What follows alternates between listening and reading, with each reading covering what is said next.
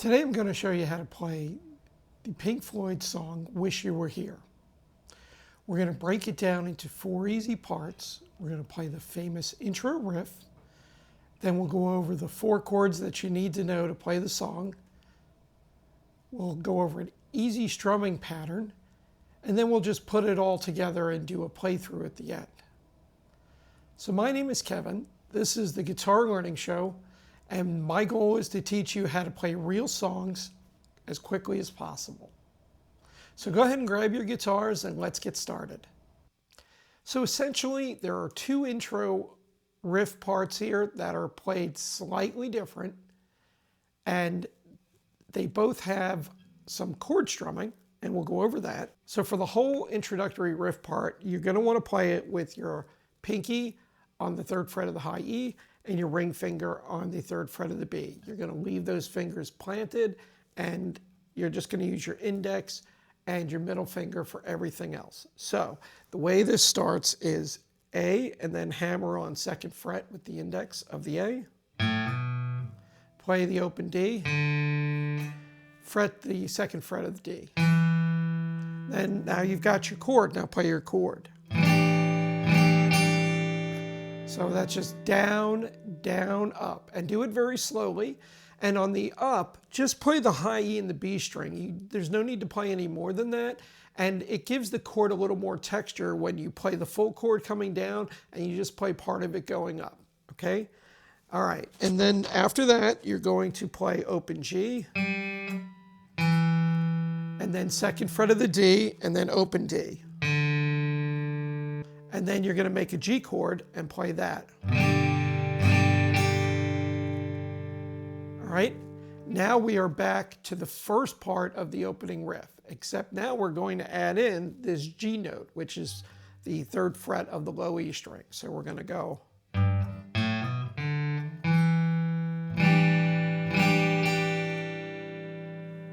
See, that was just the opening riff that we'd already played, but adding in the G note up front. The very first part of that opening riff, we omit the G note, but for everything after that, we play it, okay? So that is the first riff, essentially, and it gets played twice. So one time without the G, second time with that G. And then from there, we're going to play the second part of that opening riff. Okay, now let's go over that second riff in the intro.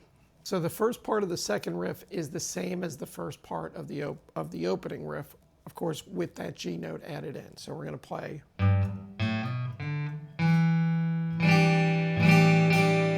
And now we've still got that 2nd fret of the D string. We've got our index finger on it, so we're going to play that. We're going to play, and then we're going to play it open. And then A string, 2nd fret, and then open. So then that second part is just going to be.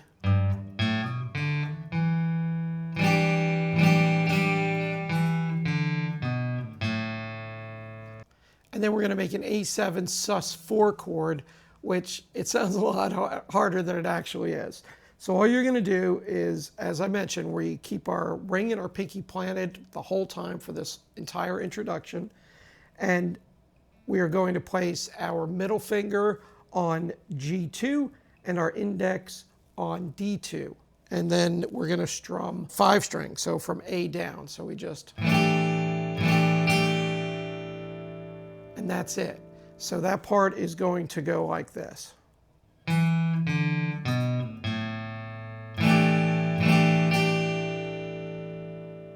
And that is the second part of the second riff. And the second riff, just like the first riff, is going to get played twice. So let's run through that second riff.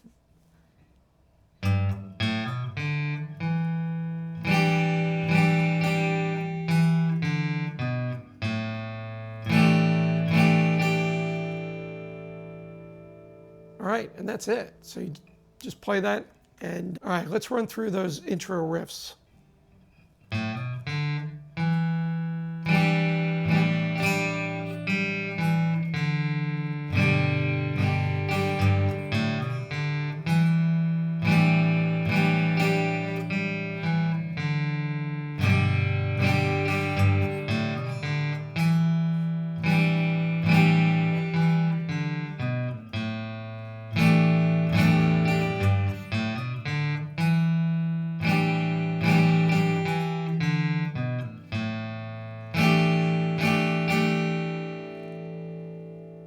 And that's it.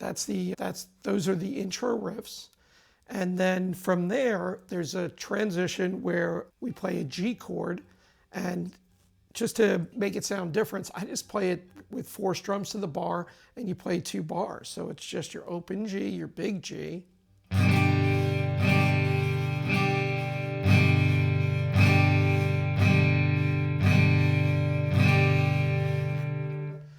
And in the song, this goes back to, there's one guitar playing the riffs again, and over that is some guitar work by David Gilmour, which we can go over that in a later lesson. But from there, what I like to do is begin the chord progression. So the chord progression is going to be all open chords, and it's going to be C major, which is ring finger on A3 and middle finger on D2 and index on B1, and you're going to mute the low E, and the rest of the strings are just open. I mute that low E with my ring finger. You could also have your thumb come over the top, and you can mute it that way. My hands aren't that big, so it's easier for me to mute with the ring finger. Okay, so from C, we're going to just go over to D. So we play our open D chord, which is going to be an open D string, and then it is going to be G2, and then B3, and then high E2. And we just strum 4, okay? So from the D, we're going to play an A minor, and that's going to be an open A string. It is going to be middle finger on D2, and then ring finger on G2, and the index is down here on, or up here, depending upon how you want to look at it, on B1. And then we're going to play 5 strings. And then we're just going to go to our big G. And you can play this with either the pinky and the ring planted, all 6 strings like that, or if it's easier or quicker for you to make the transition and just use the pinky on the high E or maybe the ring on the high E, you can do that also. That's also a G chord. So whichever works best for you. That's the first part of the chord progression. The second part is also those 4 chords, but the C and the D are now flips. So that progression begins with a D and goes to a C, and then to an A minor, and then to the G. Let's play this slowly together, 4 strums to the bar, and we'll begin with the C chord. To D, to A minor, to G, to D, to C, to A minor, to G.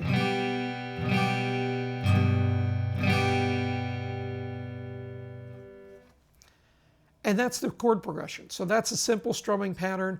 I like to use, when I play this song, a down, down, down, up, very slowly for the chord progression, because the song is played slow. Also, there's a couple of tricks that you could use to make your chord changes.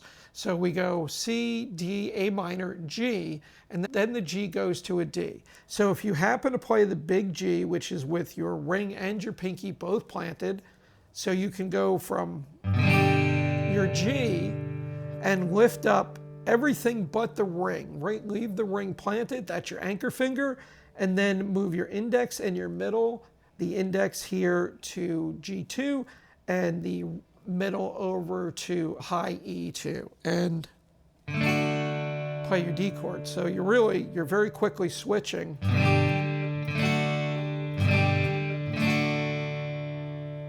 And that's using an anchor finger. And anytime you can use anchor fingers to make chord changes, it'll make them a lot faster, because then you're already in one position and you won't have as many fingers to move. So otherwise it is a play, lift, reposition. which for some chords that's not a big deal. Some chords you have to do that because there are no anchor fingers, but when you're starting to play, this tends to help.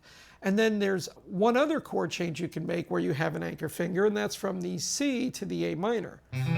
So for the C chord, we have our index on B1, and for the A minor, we're also going to have the index on B1. So when I make that change, I just leave my index down, I lift up my middle and my ring, and I place the middle on D2, and I place the ring on G2, and I have my A minor. So it's just C, A minor. It's quick and it's simple, and I find it makes my chord changes faster and simpler.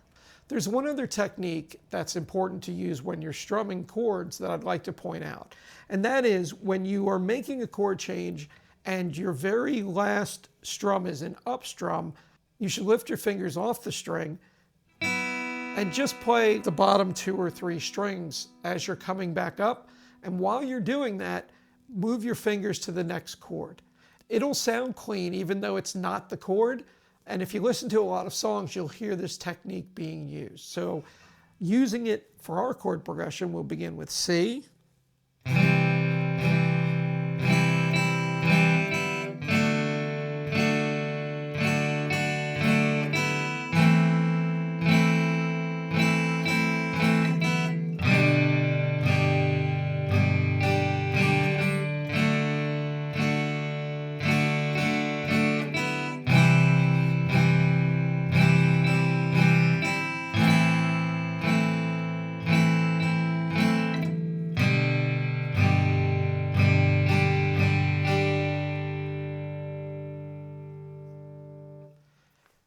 And that's Wish You Were Here. That's a very beginner-friendly version that you can play this today.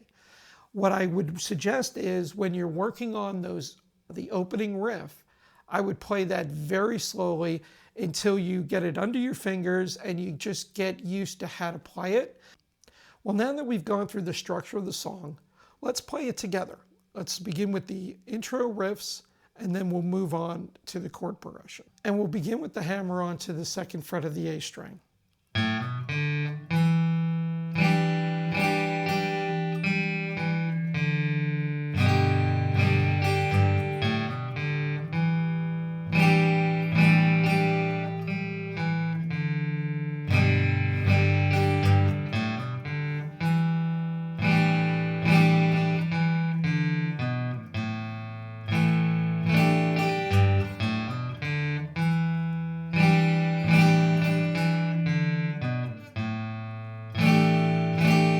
And then G,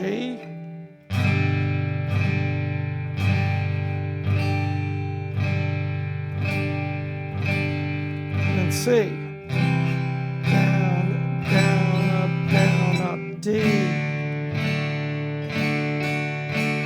minor, G, B,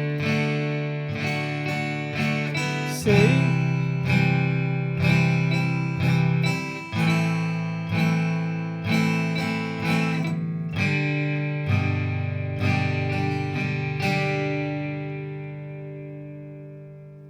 all right, and that's it. That's a great job. So today you've learned the opening riff, a strumming pattern for the verses, the chord progression, and then a way to put it all together and play the song. So if you have gotten anything out of this video, please hit that like and subscribe. And let me know in the comments below if you'd like for me to do a lesson on some of David Gilmour's lead guitar work in this song. Well, that's all I have for you today. I hope this has gotten you to a point where you can play this all the way through, no matter how slow it is. We have to start slow in order to play fast. For me, when I learned this song as a beginner, it really opened up a lot of doors, and it gave me a confidence to know that I could play a lot of different great songs that I absolutely love. So I hope you've enjoyed this lesson, and as always, thank you for watching, and I will see you in the next video.